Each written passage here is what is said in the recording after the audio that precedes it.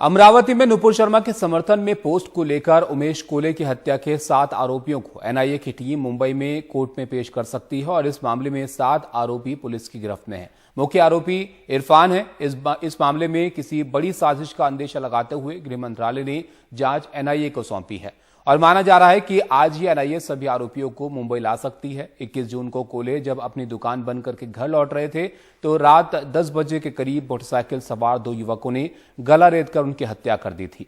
27 साल का बेटा और पत्नी एक दूसरे वाहन से पीछे आ रहे थे और 12 दिन पहले हुए इस मर्डर के बाद पुलिस ने अब तक 7 लोगों को गिरफ्तार किया है और हाल ही में बीजेपी ने कोले को लेकर शोक सभा का भी आयोजन किया था।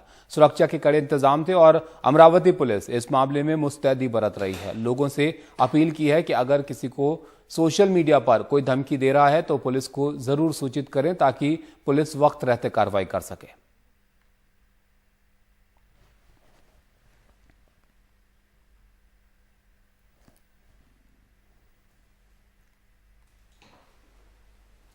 उधर काली डॉक्यूमेंट्री से शुरू हुआ विवाद थमता नजर नहीं आ रहा है। अब इसमें राजनीति भी शुरू हो गई है। देवी काली को लेकर टीएमसी सांसद महुआ मोइत्रा के बयान पर बीजेपी ने एफआईआर दर्ज करवाई है, साथ ही उनकी गिरफ्तारी की मांग की है। वहीं महुआ मोइत्रा ने कहा कि वो बीजेपी के गुंडों से डरने वाली नहीं है।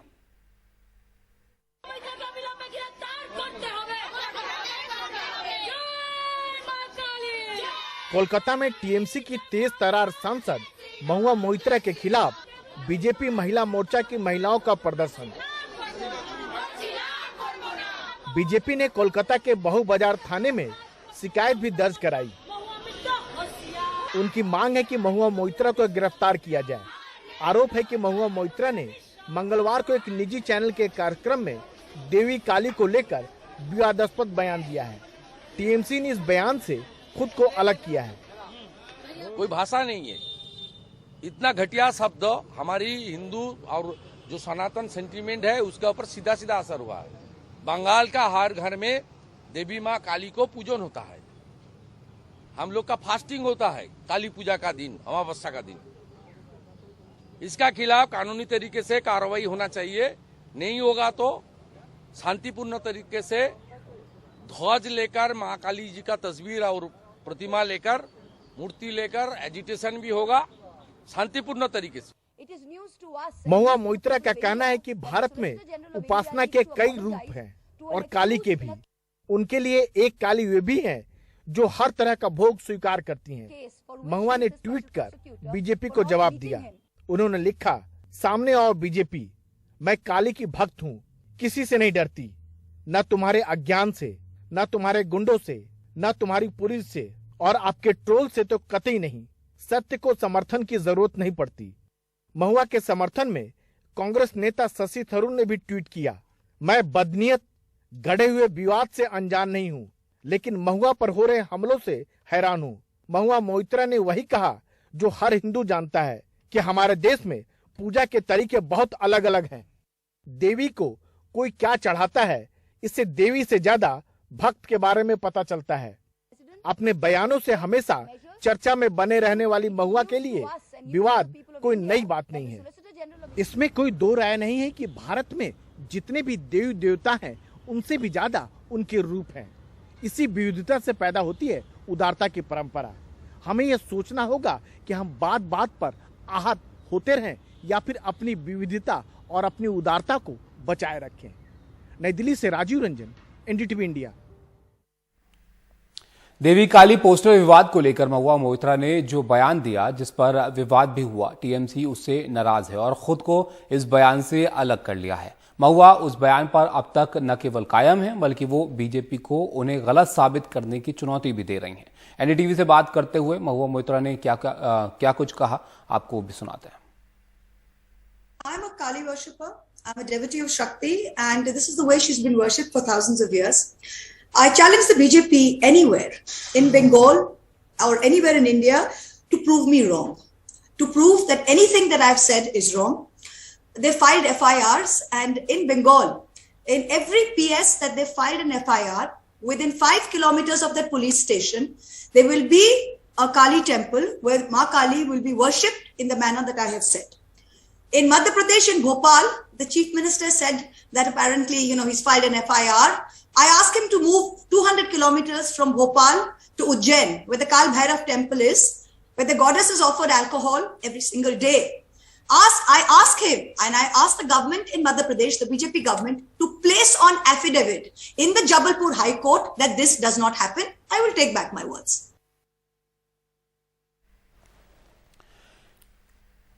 इस बीच कनाडा के आगा खान म्यूजियम से काले डॉक्यूमेंट्री का विवादित पोस्टर हटा दिया गया है। म्यूजियम ने इस बारे में माफी मांगते हुए कहा कि वो सभी धर्मों का सम्मान करते हैं और डॉक्यूमेंट्री की सभी प्रचार सामग्री की तत्काल हटा दी गई है। भारतीय उच्चायोग ने पोस्टर हटाने के लिए कनाडा सरकार से अपील की थी।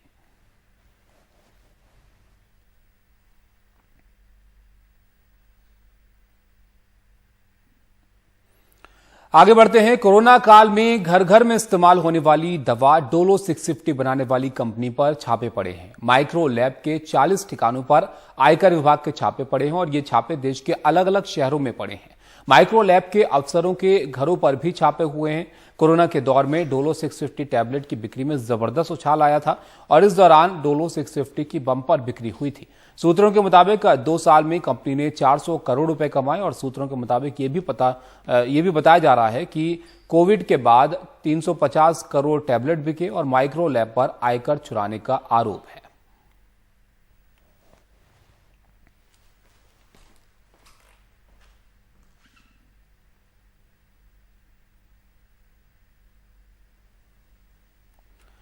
आरजेडी अध्यक्ष लालू प्रसाद यादव को इलाज के लिए पटना से दिल्ली के एम्स लाया गया है और इससे पहले पटना के पारस अस्पताल में उनका इलाज चल रहा था। उन्हें अस्पताल के आईसीयू में रखा गया था। कुछ दिन पहले पटना स्थित घर में गिरने से उनके कंधे में फ्रैक्चर हुआ था, कमर पर भी चोट आई थी। और आपको बताएं कि आरजेडी प्रमुख पहले से ही कई बीमारियों से जूझ रहे हैं। उत्तर प्रदेश के आगरा की आवास विकास कॉलोनी में पति पत्नी और बेटी ने आज एक साथ आत्महत्या कर ली है और पुलिस को घर में छानबीन के दौरान एक कॉपी में सुसाइड नोट मिला है। पुलिस के मुताबिक प्राथमिक जांच में आत्महत्या की वजह बेरोजगारी और आर्थिक तंगी है। हमारे सहयोगी सौरभ शुक्ला और नसीम की आगरा से रिपोर्ट आप देखिए। आगरा में रहने वाले 32 साल के सोनू ने बेरोजगारी के चलते अपनी 30 वर्षीय पत्नी गीता और 8 वर्षीय बेटी सृष्टि समेत फांसी लगाकर आत्महत्या कर ली। मंगलवार रात सभी साथ में सोए थे। बेटा शाम सुबह जागा तो उसने पिता, मां और बहन के शव फंदे से लटके देखे। इसके बाद परिजनों को घटना का पता चला। परिजनों ने तीनों को नीचे उतारा, तब तक तीनों की मौत हो चुकी थी। सूचना पर पहुंची पुलिस ने शवों को पोस्टमार्टम के लिए भिजवाया। यहाँ से एक सुसाइड नोट ही बहुत भावुक तरीके का लिखा हुआ मिला है। प्रथम दृष्टया ये लग रहा है कि चूंकि जो मृतक है उसकी पत्नी उसकी बेटी है। मृतक पिछले काफ़ी दिनों से बेरोजगार था और अपने फादर का जो मकान है उसमें सबसे ऊपर के 2nd फ्लोर पे रहता था। इन लोगों ने ऐसा प्रतीत हो रहा है कि कंसल्ट किया है आपस में जो सुसाइड नोट के मुताबिक, उसके बाद इन्होंने ये कदम उठाया है। बताया जा रहा है कि सोनू एक फैक्ट्री में काम करता था। 6 साल पहले उसका एक्सीडेंट हो जाने के बाद से उसका काम छूट गया था। इसके बाद उसका परिवार बेरोजगारी के चलते आर्थिक तंगी से जूझ रहा था। सोनू ने काम ढूंढने की बहुत कोशिश की पर उसे कोई काम नहीं मिला। हर रोज बेरोजगारी के चलते अवसादग्रस्त डिप्रेशन में आके लोग आत्महत्या कर रहे हैं देश के किसी कोने में। लेकिन देश में वाद विवाद सबसे ज्यादा हिंदू मुसलमान, मंदिर मस्जिद को लेकर के हो रहा है। बात बुलडोजर की होती है, रोजगार की नहीं। सेंटर फॉर इंडियन इकोनॉमी के मुताबिक पिछले 12 महीनों में बेरोजगारी का स्तर जून महीने में सबसे ज्यादा रहा है। आगरा में सहयोगी नसीम के साथ दिल्ली में सौरभ शुक्ला, एनडीटीवी इंडिया। जी न्यूज के एंकर रोहित रंजन अब गायब हैं। छत्तीसगढ़ पुलिस एक बार फिर कल उनके घर गई और जी न्यूज के दफ्तर गई और वहां संपादक से पूछताछ के लिए नोटिस भी चिपका दिया। छत्तीसगढ़ पुलिस ने नोएडा पुलिस पर रोहित रंजन को भगाने के आरोप भी लगाए हैं। मामला राहुल गांधी के बारे में गलत खबर दिखाने का है। बुधवार को छत्तीसगढ़ पुलिस रोहित रंजन की तलाश में जी न्यूज के दफ्तर गई। वहां कई दस्तावेज देने के लिए नोटिस दिया और कहा 7 दिन के अंदर दस्तावेज देने होंगे। इसके साथ ही संपादक और सह संपादक से पूछताछ के लिए जी न्यूज के दफ्तर के बाहर नोटिस चस्पा कर दिया। जी न्यूज़ के ऑफिस हम गए थे, वहाँ पर उनको 91 का नोटिस दिया है और उनको 7 दिन का समय दिया है कि हमारे थाना सिविल लाइन रायपुर आकर वो जो है वो उनके दस्तावेज संबंधित दस्तावेज है वो प्रस्तुत करें। साथ ही उसके बाद हमने उनको 160 की नोटिस सर्व करनी चाहिए। उनके एडिटर और जो उनके सहायक हैं, एक असिस्टेंट एडिटर करके थे उनके, उन दोनों को नोटिस सर्व करनी चाहिए। तो उन्होंने उनके टीम द्वारा वहाँ पर जो उपस्थित थे उनके द्वारा नोटिस देने से इनकार किया गया और इनकार करने के उपरांत हमने उनके नोटिस को बाहर चस्पा कर दिया है। इससे पहले छत्तीसगढ़ पुलिस गाजियाबाद एसएसपी के दफ्तर गई और वहां थाना इंदिरापुरम के पुलिस कर्मियों की शिकायत देकर कहा कि जब वो रोहित रंजन को पकड़ने गए तो न सिर्फ गाजियाबाद पुलिस ने रोहित रंजन को उनकी कस्टडी से छीन लिया बल्कि उनके साथ बदसलूकी भी की। इंदिरापुरम थाने द्वारा हम जब वो वारंटी लेने आए थे, हमारे वारंटी हैं जो हमारे सीजेएम न्यायालय से, माननीय सीजेएम न्यायालय रायपुर से जारी शुदा वारंटी रोहित रंजन, उनको अपन लोग जब लेने आए थे तो लेने आने के दौरान जो गाजियाबाद के इंदिरापुरम थाने की पुलिस द्वारा हमको उनको ले जाने न दिया जाकर उनको बोले हम ले जाने दे रहे हैं, किंतु उनको कहीं और कर दिया गया और हमको धोखे में रखा गया। इस संबंध में हमने एक शिकायत की है कि उनके द्वारा जो इनकॉर्पोरेशन की गई है तो उनकी शिकायत हमने गाजियाबाद एसएसपी सर के मार्फत की है ताकि उस पर जो भी लीगल एक्शन, जो भी कार्रवाई हो उसके लिए हमने रिक्वेस्ट किया है। इसके बाद छत्तीसगढ़ पुलिस नोएडा के सेक्टर 20 थाने आई और बताया कि वो जी न्यूज के दफ्तर नोटिस देने जा रहे हैं, लेकिन ना तो उनके पत्र को रिसीव किया गया और ना ही नोएडा पुलिस उनके साथ गई। मंगलवार को नोएडा पुलिस ने आनन फानन में केस दर्ज कर रोहित रंजन को गिरफ्तार कर लिया, लेकिन बाद में उन्हें जमानत पर छोड़ दिया। तब से उसका कोई पता नहीं है। छत्तीसगढ़ पुलिस का कहना है कि नोएडा पुलिस ने उसे जानबूझकर गायब किया है। वर्तमान में हमको कोई जानकारी नहीं है, ना नोएडा पुलिस द्वारा जो हमको अधिकृत रूप से सूचित किया गया है कि उनकी इवन सूचित किया गया कि वो कहाँ हैं। इवन हम जब एफआईआर और उसके अन्य कॉपी लेने जब सेक्टर 20 थाने गए थे तब भी उनके द्वारा हमको रिसीविंग देने से मना किया गया है। फिलहाल छत्तीसगढ़ पुलिस की तलाश जारी है। इस बीच रोहित रंजन ने सुप्रीम कोर्ट का दरवाजा खटखटाया है, जिस पर गुरुवार को सुनवाई होगी। नोएडा और गाजियाबाद से कैमरामैन संजय कौशिक और अपने सहयोगी रवीश रंजन शुक्ला के साथ मुकेश सिंह सेंगर, एनडीटीवी इंडिया। जम्मू कश्मीर के कुलगाम में सुरक्षा बलों के ऑपरेशन में 2 आतंकी घिर गए थे। बावजूद इसके ये सरेंडर करने को तैयार नहीं थे। इसके बाद इनकी मां को यहां पर बुलाया गया, जिनकी अपील पर आतंकियों ने सुरक्षा बलों के सामने हथियार डाल दिए।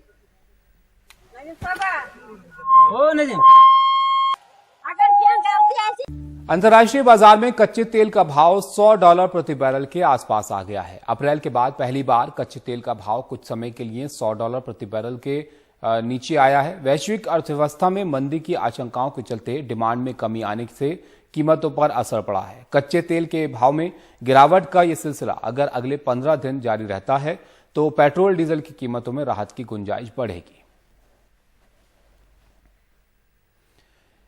हिमांशु शेखर मिश्रा हमारे साथ जुड़ गए, ज्यादा जानकारी के लिए उनके पास चलते हैं। हिमांशु, एक राहत की खबर लोगों के लिए, क्योंकि जैसे कि आपने ही बताया कि अगर थोड़े वक्त और ये गिरावट जारी रहे तो थोड़ी राहत मिलेगी पेट्रोल डीजल में, लेकिन क्या आसार लग रहे हैं अंतर्राष्ट्रीय परिस्थितियों को देखते हुए कि गिरावट आगे जारी रहेगी?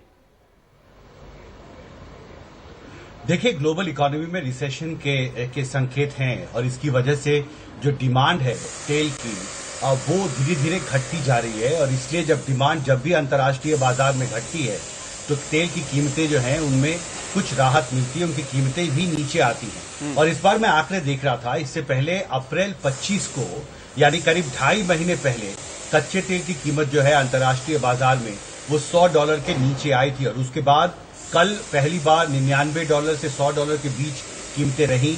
आज भी जब ट्रेडिंग शुरू हुई तो ब्रेंट क्रूड ऑयल जो है उसकी कीमत एक वक्त $98.50 प्रति बैरल तक पहुंच गई थी गिरकर, और ये मुझे लगता है कि एक बड़ी राहत की खबर है क्योंकि अब एक नया ट्रेंड दिख रहा है, गिरावट की एक शुरुआत हुई है। लेकिन महत्वपूर्ण ये है कि जो भारतीय तेल कंपनियां हैं वो जब भारत में तेल के आयात को लेकर कॉन्ट्रैक्ट करती हैं तो वो कॉन्ट्रैक्ट 15 दिनों के लिए होता है। इसका सीधा मतलब ये हुआ कि जो ये ट्रेंड अभी दिख रहा है पिछले 24 घंटे में ये अगर अगले 2 हफ्ते तक बरकरार रहता है और इसी तरह से तेल की कीमतें नीचे आती हैं तो एक स्पेस जरूर बनेगा, एक गुंजाइश बढ़ेगी कि भारत में भी जो तेल पदार्थ हैं उनकी कीमतों में आम लोगों को कुछ राहत दी जाए। लेकिन फिलहाल देखना होगा कि ये प्राइस ट्रेंड आगे किस ओर जाता है। लेकिन फिलहाल कच्चे तेल की कीमतें $100 के आसपास हैं। 2.5 महीने में पहली बार ऐसा हुआ है कि 24 घंटे में दूसरी बार $100 के नीचे कीमतें। यहाँ पर ये भी आप बताइए, क्योंकि 2.5 महीने में ऐसा हुआ है कि $100 के करीब ये कीमतें आई। हमने पिछले वक्त में देखा कि कीमतें क्रूड ऑयल की काफी बढ़ी थी, तो महंगा पेट्रोल डीजल लोगों को खरीदना पड़ा था। ऐसे में डॉलर की कीमत भी बढ़ी है, तो कितने रुपए की कमी की लोग उम्मीद कर सकते हैं यहाँ पर, अगर यही ट्रेंड बरकरार रहता है तो? देखिए, ये डिपेंड करेगा कि अगले 2 हफ्ते में जो तेल की कीमतें हैं, कच्चे तेल की कीमत, विशेषकर जो क्रूड ऑयल इंडियन बास्केट है, उसकी कीमत कितनी कम होती है, इसके अनुपात में ही आगे आकलन हो सकता है। अभी फिलहाल पेट्रोलियम मंत्रालय ने जो 6 जुलाई को आंकड़े जारी किए हैं, उसमें ये कहा गया है कि जुलाई महीने में जो औसत कीमत है क्रूड ऑयल इंडियन बास्केट की, यानी जिस रेट पर भारत कच्चा तेल खरीदता है अंतर्राष्ट्रीय बाजार में, वो अभी $111 के आसपास है। तो यानी जो गिरावट की शुरुआत हुई है वो अभी पेट्रोलियम मंत्रालय के रिपोर्ट में वो पूरी तरह से रिफ्लेक्ट नहीं हो रहा है।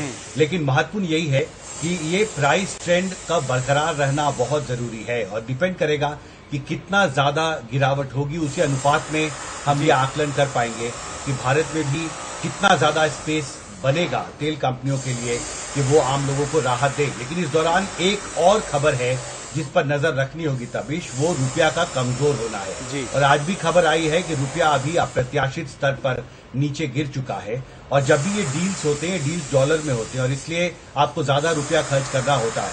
तो इसलिए देखना बहुत महत्वपूर्ण होगा कि जिस तरह से रुपया कमजोर हुआ है उसकी वजह से भी जो इम्पोर्ट बिल है वो तेल कंपनियों का बढ़ा है।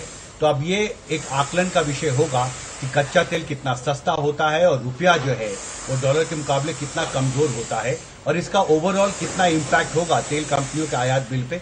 मुझे लगता है उसके आकलन के बाद ही तस्वीर साफ होगी कि अगर ये प्राइस ट्रेंड 2 हफ्ते तक बरकरार रहता है तो भारत में कितना ज्यादा स्पेस और गुंजाइश बढ़ेगी आम लोगों को राहत देने की। तो कई सारी चीजों पर निर्भर करती है पेट्रोल डीजल की कीमतें। क्रूड में जरूर गिरावट आई है, लेकिन रुपये में भी गिरावट आई है, डॉलर जो है वो महंगा हुआ है। तो ऐसे में देखना होगा कि कितना जो है फर्क इसका देखने को मिलता है आने वाले कुछ वक्त में, कितने वक्त तक की गिरावट जो है वो बरकरार रहती है। शुक्रिया हिमांशु आपका इस सब जानकारी के लिए। तो क्रूड सस्ता होने से पेट्रोल डीजल कितना सस्ता होगा इसके लिए तो आपको थोड़ा इंतजार करना पड़ेगा, लेकिन एलपीजी गैस जरूर महंगी हो गई है। खाना बनाना कुछ और महंगा अब आपको पड़ेगा क्योंकि गैस सिलेंडर के दाम 50 रुपए और बढ़ गए हैं।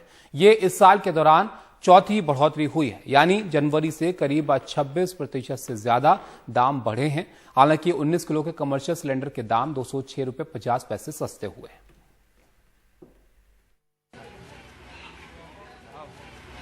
दक्षिणी दिल्ली के इस पिछड़े एकता विहार कॉलोनी में गृहिणी सीतू, पति उमेश और 2 बच्चों के साथ एक रूम के घर में रहती हैं। बुधवार को घरेलू एलपीजी सिलेंडर 50 रुपए और महंगा होने से तनाव में हैं। कहती हैं, महंगाई के इस दौर में घर चलाना पहले ही मुश्किल हो रहा था। घरेलू एलपीजी की कीमत में बढ़ोतरी ने किचन का बजट पूरी तरह बिगाड़ दिया है। सिलेंडर, सब्जियां इतनी महंगी हो गई है, हर बात में महंगाई है, बहुत महंगाई है। बहुत महंगाई हो गई, बहुत महंगाई हो गई सर, हर चीज में। बच्चों को खिलाएंगे, हम खाएंगे, घर का खर्चा करें, क्या करें सर। मुश्किल हो रहा है, बहुत मुश्किल हो रहा है। सिलेंडर में पैसे बढ़ते जाते हैं हर महीने कभी कुछ। सभी पे दिक्कत है इसकी वजह से, पैसे बढ़ाने से। जब नॉर्मल था जब सही था सर, अब हर महीने पैसे बढ़ रहा है सर। तनख्वाह का कोई रूल नहीं है, पैसों का कीमतें घटानी चाहिए सर। हम जैसे गरीब आदमी कहाँ जाएंगे सर? 1000, 1200, 1500, 12-15 हज़ार की नौकरी है सर। घर का खर्च भी है, फिर गैस भराएंगे, घर का खर्चा है, बाहर का खर्चा है सर, हर चीज़ है। सीतू की पड़ोसी नेहा भी घरेलू गैस महंगा होने से नाराज हैं। कहती हैं, बच्चों की पढ़ाई जारी रखना मुश्किल हो रहा है क्योंकि घरेलू गैस पर खर्च बढ़ता जा रहा है। सिलेंडर कम करा जाए, सस्ता करा जाए और जो सैलरी है वो बढ़ाई जाए, जो हम अपने बच्चों को पढ़ा सकें। किसी चीज़ में अपने बच्चों में वेस्ट जो पैसा हमारा इन चीज़ों में जा रहा है, हम अपने बच्चों के साथ लगा सकें। दरअसल बुधवार को कंपनियों ने दिल्ली में 14.2 किलो वाले घरेलू एलपीजी सिलेंडर की कीमत 1003 रुपए प्रति सिलेंडर से बढ़ाकर 1053 रुपए प्रति सिलेंडर कर दी, यानी 50 रुपया महंगी। पिछले 2 महीनों में ये तीसरी बढ़ोतरी है। 1 जुलाई 2021 को दिल्ली में घरेलू एलपीजी सिलेंडर की कीमत 834 रुपए 50 पैसे प्रति सिलेंडर थी, जो 1 साल बाद 218 रुपए 50 पैसे महंगी होकर 1053 रुपए प्रति सिलेंडर की हो गई है, यानी 26.18% महंगी। घरेलू एलपीजी सिलेंडरों की कीमतों में ये इस साल की चौथी बढ़ोतरी है। इससे पहले मार्च में 1 बार और मई में 2 बार तेल कंपनियों ने एलपीजी सिलेंडर की कीमतें बढ़ाई थी। जाहिर है, महंगाई के इस दौर में एलपीजी सिलेंडरों की कीमतों में बढ़ोतरी का सबसे ज्यादा असर निम्न मध्यम वर्ग और गरीब वर्ग के परिवारों पर पड़ा है और अब वो चाहते हैं कि तेल कंपनियां एलपीजी सिलेंडरों की कीमतों में कटौती पर विचार करें। एकता विहार कॉलोनी से मेरे कैमरा सहयोगी जेवियर के साथ हिमांशु शेखर, एनडीटीवी इंडिया।